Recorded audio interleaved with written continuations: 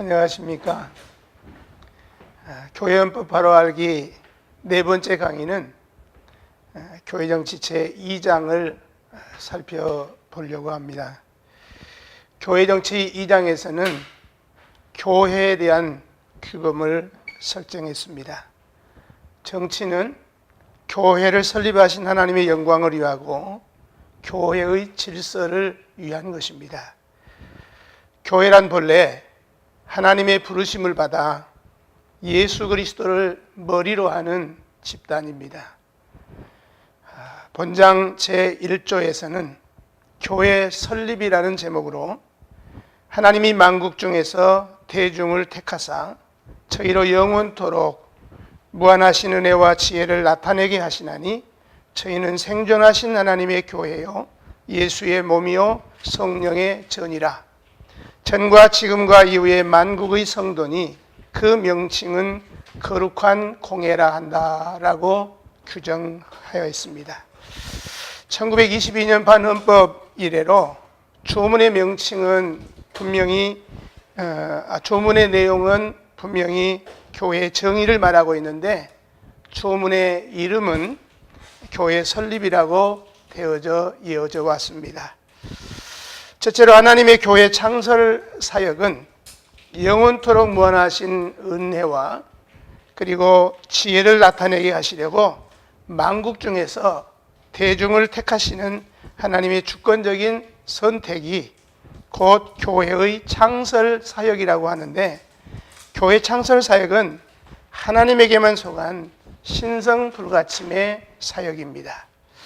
두 번째로 교회 설립자가 누구냐 할 때는 단언코 모든 이름 위에 뛰어난 이름을 가지신 하나님의 독생자 예수 그리스도라고 정치문답절의 16문답에서 설명하고 있습니다.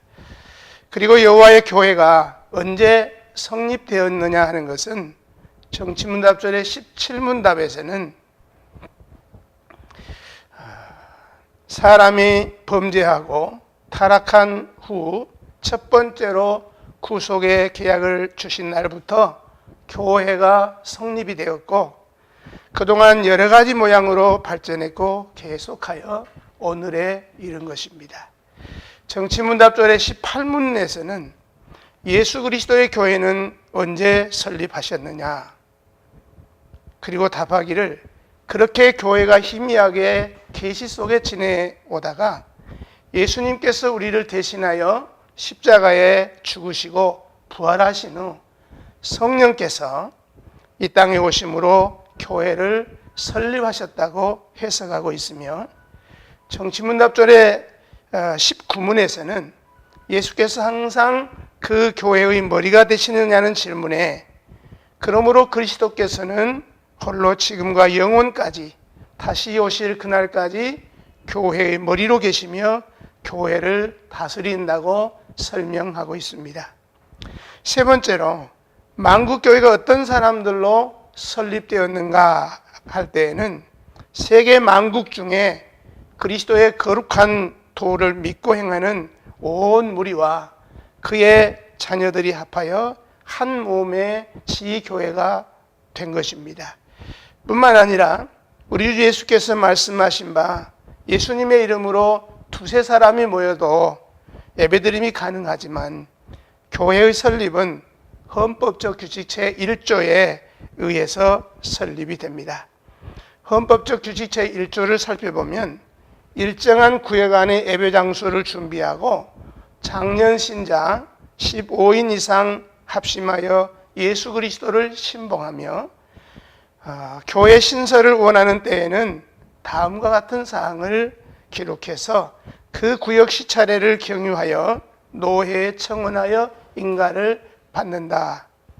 만일 신자가 15인 미만이 되거나 예배 장소가 준비되지 못한 때에는 기도에 처소로 하여 부근 어느 교회의 도움을 받는다고 규정하고 있습니다. 네 번째로 제2장 1조에서는 교회의 칭호가 5가지로 나옵니다. 그 첫째는 생존하시는 하나님의 교회입니다.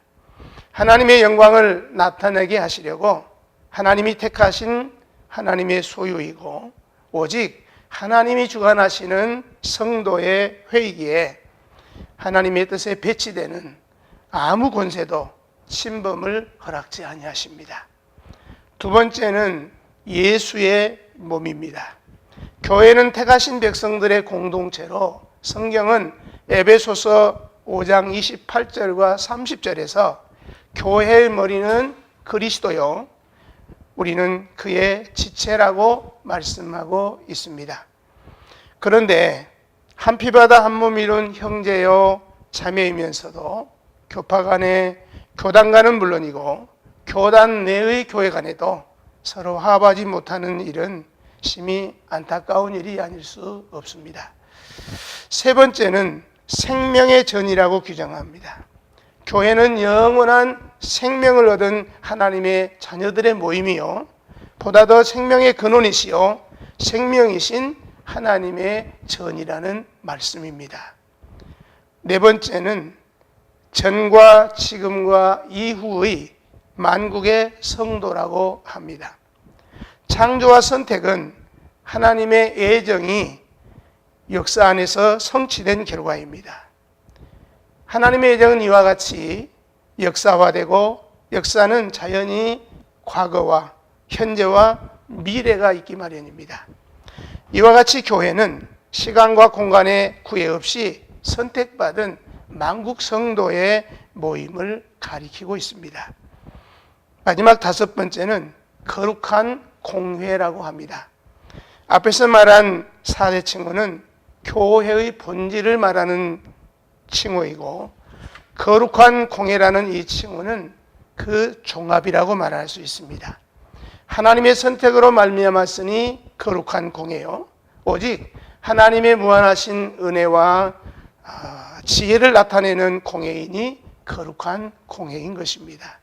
이와 같은 교회의 거룩성을 예면하고 성속의 분별을 철폐하자는 이른바 세속화 운동은 세상은 본래 속된 것이기 때문에 성속의 철폐가 아니라 그것이 바로 교회의 거룩성을 파괴하려고 하는 사단의 잔꾀인 것을 명심하고 강력하게 벽에게야 될 것입니다. 2조에서는 교회의 구별이라는 제목으로 교회는 두 가지 구별이 있으니 유영한 교회와 무영한 교회라. 무영한 교회의 교인은 하나님만 아시고 유영한 교회는 온 세계에 흩어져 있는 교회니 그 교인은 그리스도인이라 칭하고 성부, 성자, 성령 삼위일체 되신 하나님을 공경하는 자이다 라고 규정하고 있습니다. 먼저 교회 구별의 의미는 조직신학에서는 교회의 상징적인 명칭으로 여러 가지로 구별합니다. 즉 말하자면 천상교회와 지상교회, 승리교회와 전투교회, 그리고 유형교회와 무형교회 등으로 나누어서 설명하고 있습니다. 그러나 가장 보편적인 구별은 무형교회와 유형교회로 구분하고 있습니다.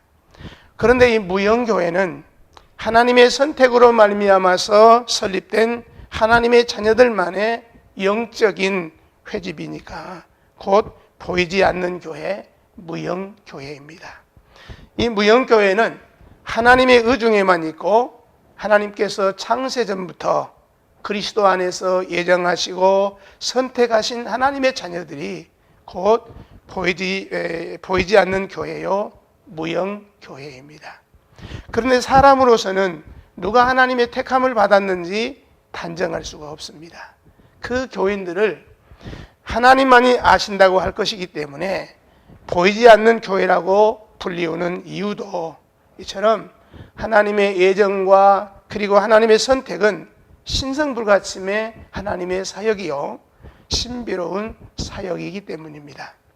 그리고 또 주 예수님께서 말씀하신 바대로 또 이 우리의 들지 아니한 다른 양들이 내게 있어 내가 인도하여야 할 터이니 그들도 내 음성을 듣고 한 무리가 되어 한 목자에게 있으리라. 이렇게 말씀하신 무형의 교회가 있습니다. 그런데 이 무형의 교회, 즉 보이지 않는 교회는 구원이 확보된 교회로 보아야 합니다. 다시 말하면 보이지 않는 무형 교회는 머리이신 그리스도 아래 하나로 이미 모였고 지금도 모이고 있고 장차 모일 택함 받은 자 전체를 가리키는 것입니다. 그리고 유형 교회는, 즉 보이는 교회는 무형 교회 교인이 하나님의 선택으로 말미암은 것처럼 유형 교회 교인도 본질적으로 하나님의 선택을 기준으로 합니다. 보이는 유형 교회는 모든 세대에 세계 모든 처소에서 바른 신앙을 고백하는 자들과 저희 자녀들로 구성된 교회를 말합니다. 그러나 유형교회는 성부, 성자, 성령 삼위일체 대신 하나님을 공경하노라고 그 신앙을 고백하는 자라면 바로 하나님께서 선택한 결과이고 그 실증으로 삼고 유형교회의 교인이 되게 하는 것입니다. 그러므로 무형교회 교인은 반드시 유형교회 안에 있고 하나님의 선택과 무관한 자도 또 거짓으로 신앙을 고백하는 자들도 함께 유형교회 안에 섞여 있게 됩니다. 또 유형교회는 여러 가지 교파로 나누어져 있고 각자가 다른 헌법을 가지고 있습니다. 그러나 이단이 아닌 이상 정죄하지 말고 서로 기도하며 협력해야 된다고 정치문답조의 총론 이문답에서 해석하고 있습니다. 앞에서 말씀드린 것들을 비교해 보면은 무형교회 교회는 하나님의 선택을 입은 사람들만의 회의이기 때문에 순전한 알곡뿐입니다. 그러나 삼위일체 하나님을 공경한다는 신앙 고백은 사실상 우리 사람들이 하나님의 선택을 헤아릴 수 있는 최선의 방법일 수는 있지만 그것은 절대적인 방법이 아니고 또 절대적인 방법이 있을 수도 없습니다. 그러므로 유형교회가 하나님의 선택을 헤아리는 방법으로 삼고 있는 신앙 고백은 최선의 방법이면서도 또한 그로 말미암는 허점 때문에 날에 불사름을 당할 쭉정이와 가라지가 끼어 있을 수도 있고 또 이방인과 세리처럼 여겨야 될 자도 있고 심지어는 양의 옷을 입은 노략질하는 이리도 침입할 수 있게 되는 것입니다. 여기서 우리는 유형교회의 혼란상과 그리고 시리권과 권징의 필요성을 찾아보게 되는 것입니다. 다스림과 권징의 필요성은 거짓 고백을 하는 사람이 많을수록 그 교회의 혼란이 더욱 심해집니다. 그러나 사실은 100% 천국 백성인 성도의 모임이라고 할지라도 그 신앙의 정도가 아직은 이 세상에서 천태만상입니다. 그러므로 이러한 사람들을 도의 저주로 먹이고 키우는 일에 치리권 그리고 권징권은 필수적인 것일 수밖에 없다고 하는 사실입니다. 정치 2장 3조에서는 교회 집회에 관해서 규정하고 있는데 대중이 한 곳에만 회집하여 교제하며 하나님을 경배할 수 없으니 각처에 지교회를 설립하고 회집하는 것이 사리에 합당하고 성경에 기록한 모범에도 그릇됨이 없다고 규정하고 있습니다. 본조에서는 온 세계 교회의 회중이 한 곳에 모여서 교제하며 예배 드려야 되는가 하는 문제에 관한 것입니다.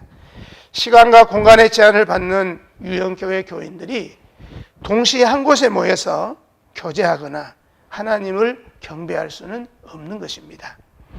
또한 그것이 성경의 교훈도 아니고 성경은 오히려 각처에 지교회를 세우는 일을 지지하고 있습니다.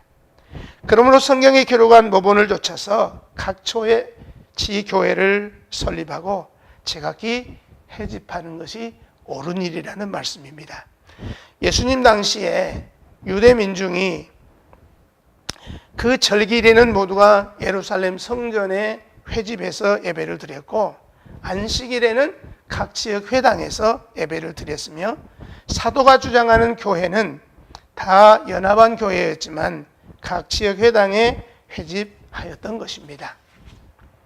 정치 2장 제4조에서는 각 지교회란 무엇인가에 관해서 규정을 했는데, 예수를 믿는다고 공언하는 자들과 그 자녀들이 일정한 장소에서 그 원대로 합심하여 하나님을 경배하며 성실하게 생활하고 예수의 나라를 확장하기 위하여 성경에 교훈한 모범대로 연합하여 교회 헌법에 복종하며 시간을 정하여 공동 예배로 회집하면 이를 지교회라 한다.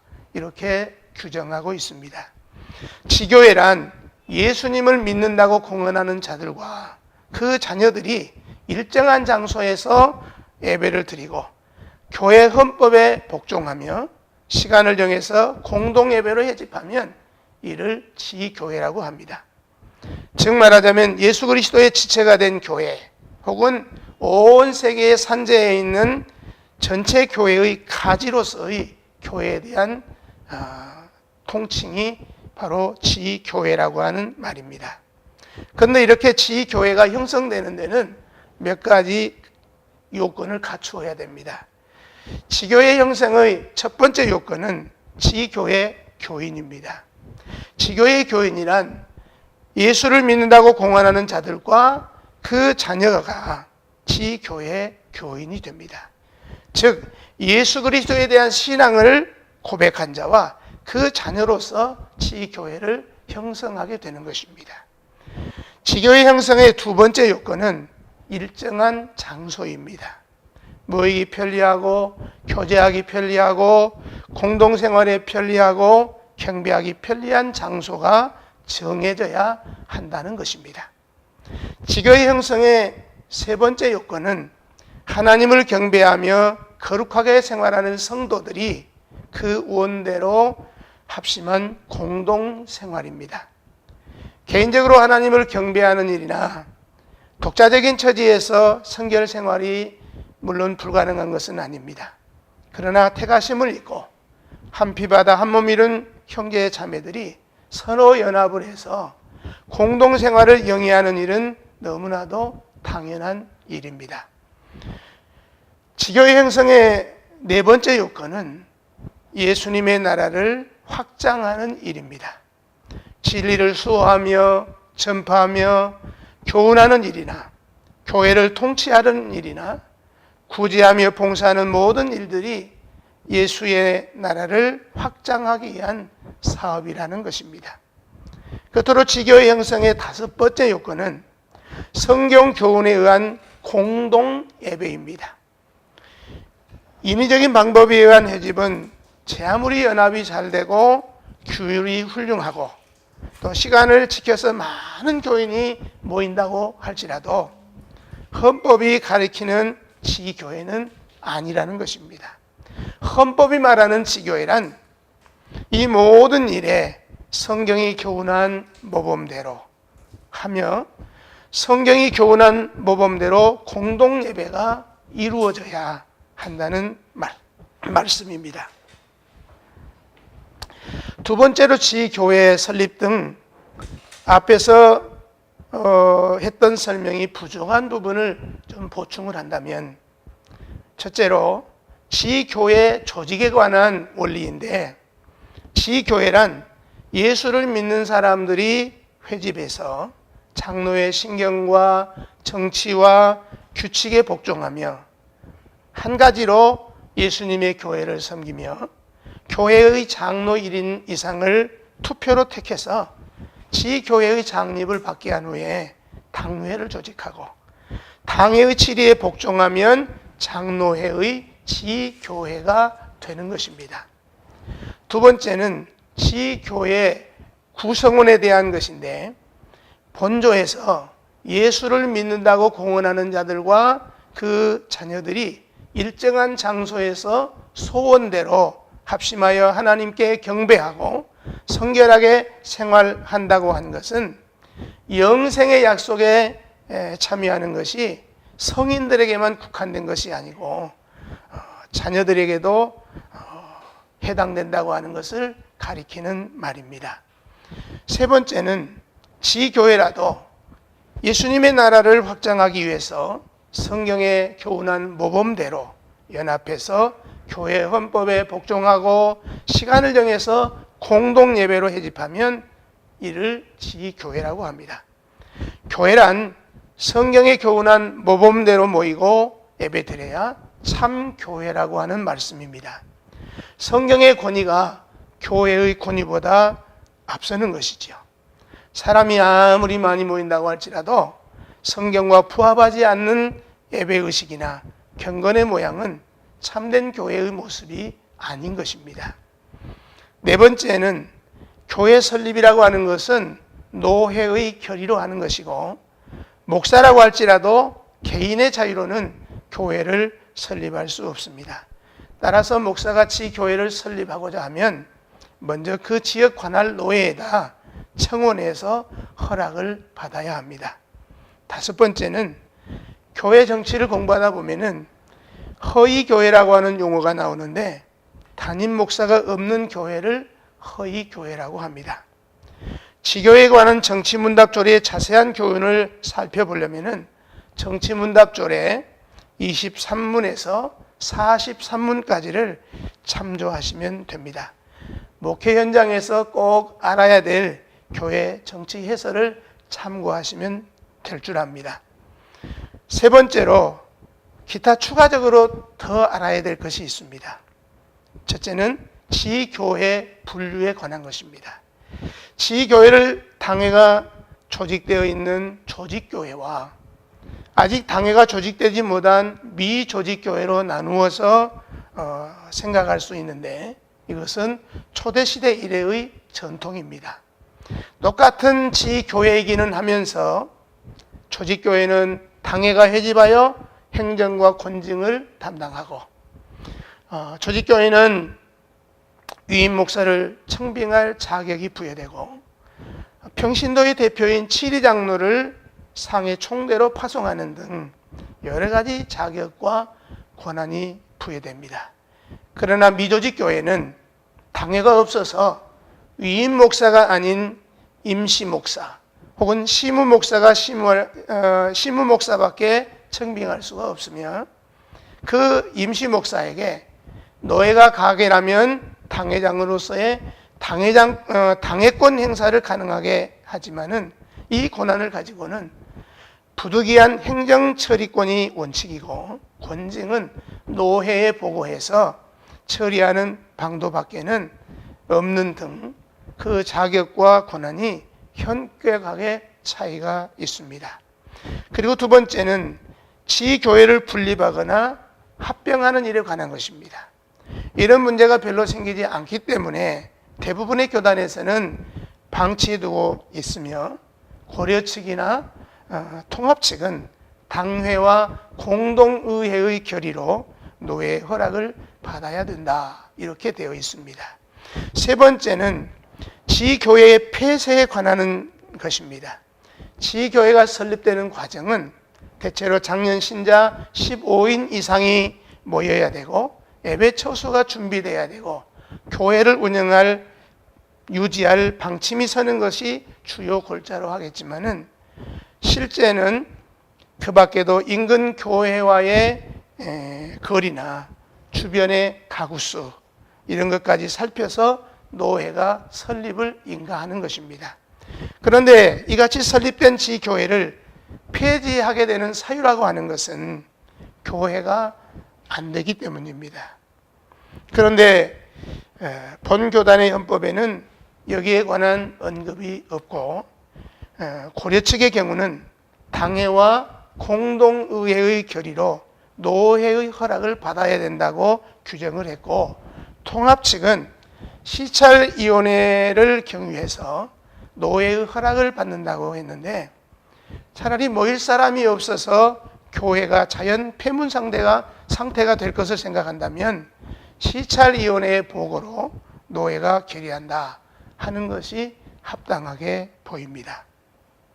네 번째는 미조직교회를 신설하는 법에 관한 것입니다. 장년 신자는 15인 이상이고, 예배 처소를 준비해야 되고 교회 유지 방침이 서야 되고 부근 교회의 거리와 가구수 등 주의 형편까지 기록해서 설립자가 노예에 청원합니다.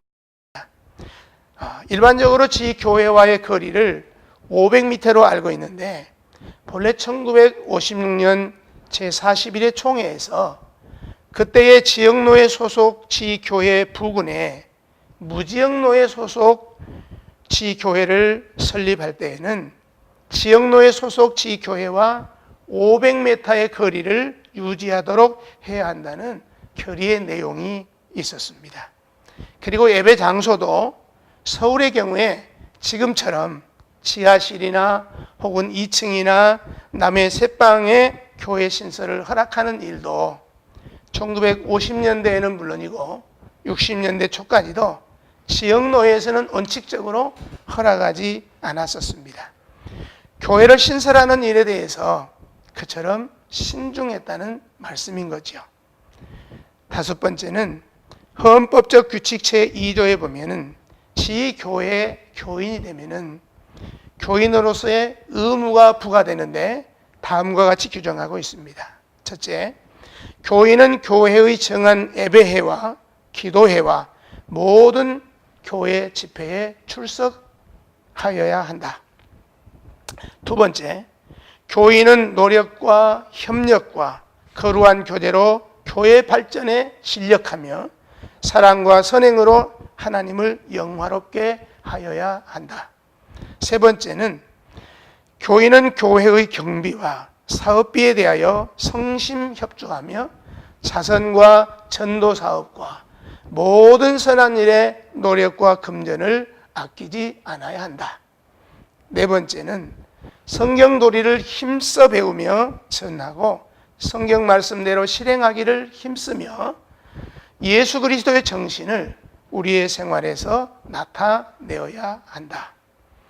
다섯 번째는 교회의 직원으로 성의를 범하거나 미신행이나 음주, 흡연, 구타 등의 행동이나 고의로 교회의 의무금을 드리지 않는 자는 직임을 면함이 당연하고 교인으로는 의무를 이행하지 않는 자로 간주한다. 여섯 번째는 교인은 진리를 보수하고 교회 법규를 잘 지키며 교회 헌법에 의지하여 치리함을 순히 복종하여야 된다고 규정하고 있습니다. 그리고 여섯 번째는 헌법적 규칙 제3조에 보면은 지교회 교인이 되면은 교인으로서의 권리가 부여됩니다. 교회의 주권과 모든 권리는 교인에게 있습니다. 첫째, 교인은 헌법대로 순서를 따라서 청원, 소원, 상소할 권리가 있다. 두 번째는 교인은 지교회에서 법규대로 선거 및 피선거권이 있다. 그러나 무교의 6개월 이상 본교회 예배회에 계속해서 출석하지 아니한 교인은 이 권리가 중지된다. 세 번째, 무흠 입교인은 성찬에 참여할 권리가 있다. 마지막 네 번째는 교인은 그리스도의 몸된 교회를 위하여 분량을 따라서 일할 특권이 있다고 규정합니다. 이상으로 네 번째 강의를 마치도록 하겠습니다.